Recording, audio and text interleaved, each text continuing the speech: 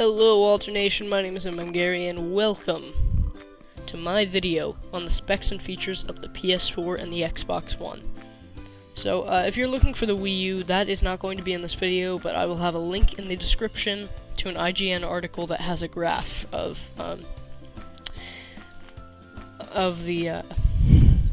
everything that you need. So first we're going to start out with price, okay? So PS4 wins here, coming in at $399 US dollars, 399 euros, and 349 pounds. Now it beats the Xbox because the Xbox is coming in at $499 US dollars, 499 euros, and 429 pounds. Now, this is because it is coming bundled with the Kinect, its motion sensor technology, and it's very expensive to say the least. The Kinect is kind of bundled in there whether you like it or not. So there, the PS4 wins. The optical drive that both of the consoles will have play both DVDs and Blu-rays, so the PS4 and the Xbox One in that case will do the exact same thing, so that one's a tie. Now, both consoles will have DVR, digital video recording, in case you didn't know. In the PS4's case, it is the share button, which is actually on the controller. Like, for example, if you made like an amazing kill in like COD, like 3 headshots with 1 bullet, then you'd be like awesome, and then you just press the share button and modify the length of the video, and then off it goes. It's really easy. So the Xbox One has something similar called Upload Studio, which we don't know much about. There's obviously not going to be a controller or a button on the controller to activate that, but it's still probably going to be easy to use. I mean, they're Microsoft. I mean, they screwed up pretty bad, but they couldn't screw up that bad as to just make it hard to access. So in that area, I'm not really sure what has won. So I'm just gonna say a tie for now until we know how each of them function. Okay, so here's the complicated part. Now we come to the RAM of both consoles.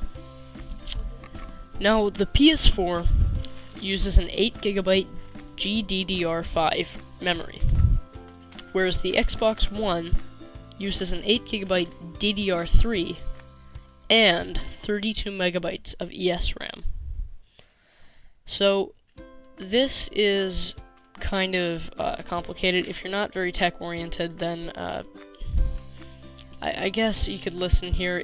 I'll try to explain things to make it easier to understand. So the 8GB DDR5, or GDDR5, excuse me, that's being utilized in the PS4, is good for the GPU, the graphics processing unit, because it will be able to make just the graphics look better. DDR5 RAM specializes in that area, and while it will have a little bit more latency, it's going to look far better in the end, and it'll balance it out. Now, and by the way, latency means lag. So, the 8GB DDR3 RAM in the Xbox One is better for the CPU, the central processing unit. And this raises a question whether frame rate and overall functionality will be better on the Xbox One. Probably not. I doubt it, because Sony has offered very, very good functionality on all their consoles in the past couple of years, in the past couple generations, really, and so it's I don't think they'll goof right now and just make a crappy console, especially with how they're advertising it. Now this 32 megabytes. Sorry, I can't talk today. This 32 megabytes of ESRAM makes that a little bit more complicated. This is a good thing and a bad thing for the Xbox One. Alright? Now, if you don't know, ESRAM is, it stands for Embedded Static Random Access Memory. So, this means that this ESRAM, it will help the CPU, or no, excuse me, the GPU. It'll help the GPU, like the GDDR5 RAM that's in the PS4. However, it is not nearly that powerful, and it'll only make up a little tiny bit of the gap that's in there. So, I think here that the PS4 wins in the RAM department. Also because the developers have always wanted a shared pool of memory. This means just one pool of memory, not just like two different ones with different kinds, like was in the PS3. No, this is 8 GB of GDDR5 in a pool, just shared. So it's all going to be right there, and that's going to be really easy for developers to access. And it begs the question, what if the Xbox One is going to be made, like, what if there's going to be just ports made of games for the PS4? You know? Like, this gen, the PS3, most of its games are just ports of Xbox 360 games, because it's, like, really tough to code for the cell processor. But, in the PS4, it's just a lot easier for, developers to code for. Developers have said this themselves, just because of the shared memory. So PS4 wins in this department. Now, the CPU in both consoles is largely similar. Okay? So, in the PS4, we have an x86 AMD Jaguar 8-core processor. And in the Xbox One, we have a modified x86 8-core CPU. We're not entirely sure what it's going to be. It's like a custom Microsoft CPU it's an x86 architecture, and it's probably not going to be that different from the PS4's. And it says modified because it's probably tweaked a little bit for optimum performance in the system. No, why did I fall off there? So, it's really hard to tell what's going to be better here, because the x86 AMD Jaguar processor in the PS4, that is going to be easier for developers to code for, like, as well as the shared memory pool, because it's not tweaked at all, and there's no little things that you have to learn to be able to code for the PS4. It's all just natural and easy to code for, and very dev-friendly. Whereas in the Xbox One, there's probably some hoops that you're gonna have to jump through to get your thing on the Xbox One. So here, who wins? I don't know. We have to see both systems in action running a multi-platform game to tell which. So let's just call that one a draw. Now, the HDD, the hard drive.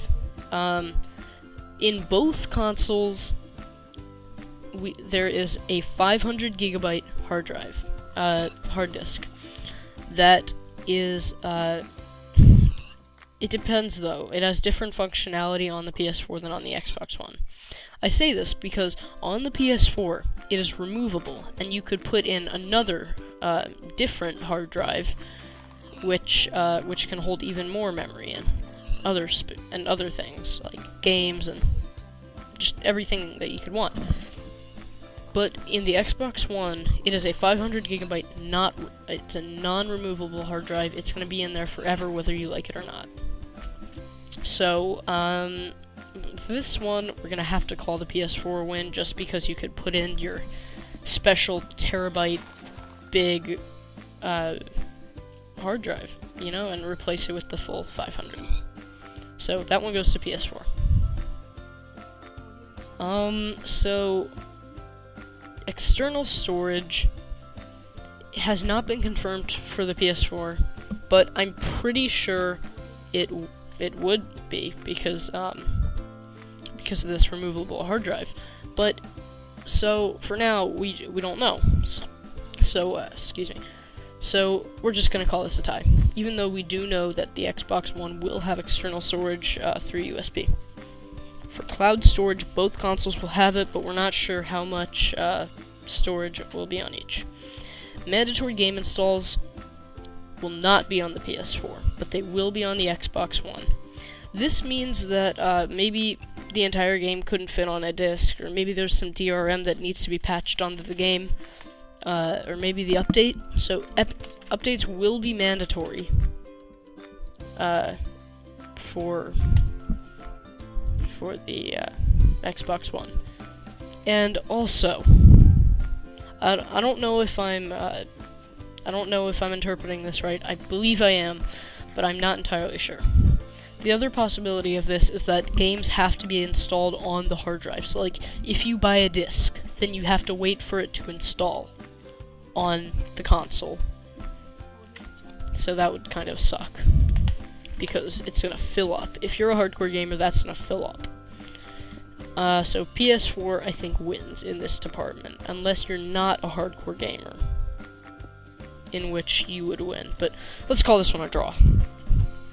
In terms of DRM, PS4 has no such thing, but the Xbox One, it does, but only at the beginning to patch the DRM that they have removed.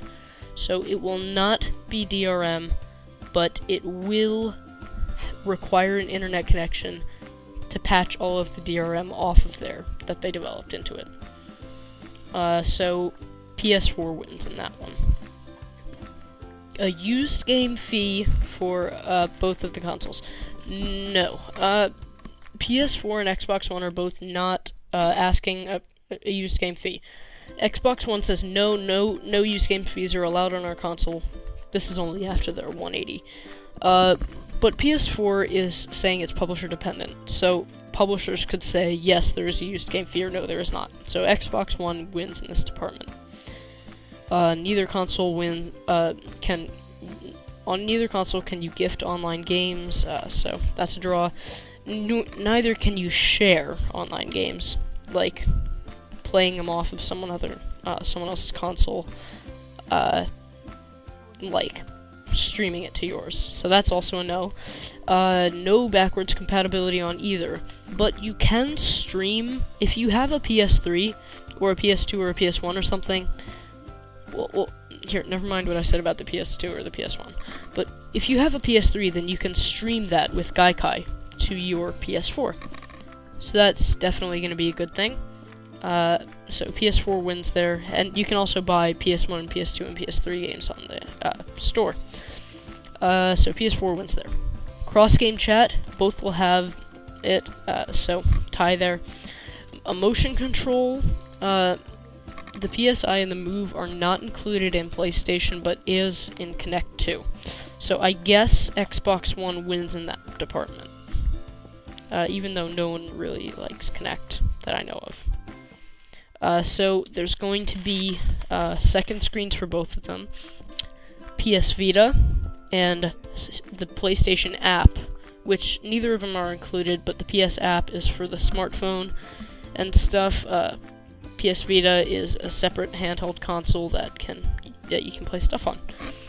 And Kinect, I'm sorry, what did I say? Kinect. Smart Glass is Xbox One's thing, but I think PS4 wins here just because the inclusion of the PS app.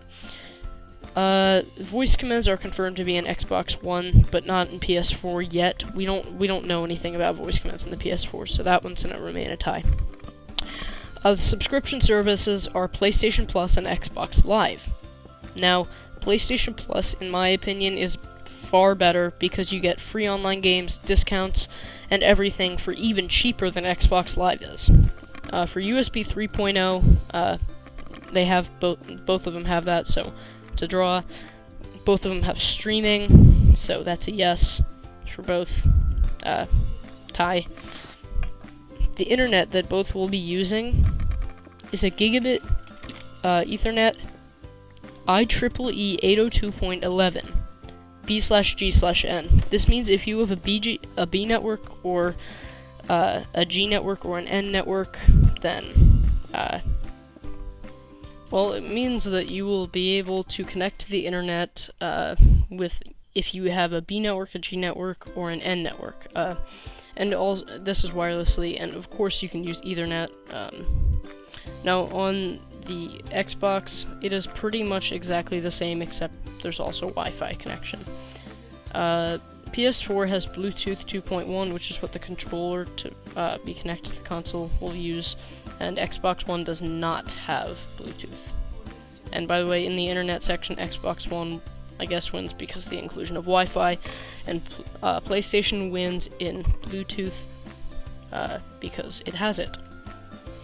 Now, neither consoles will be region locked, so that's a tie.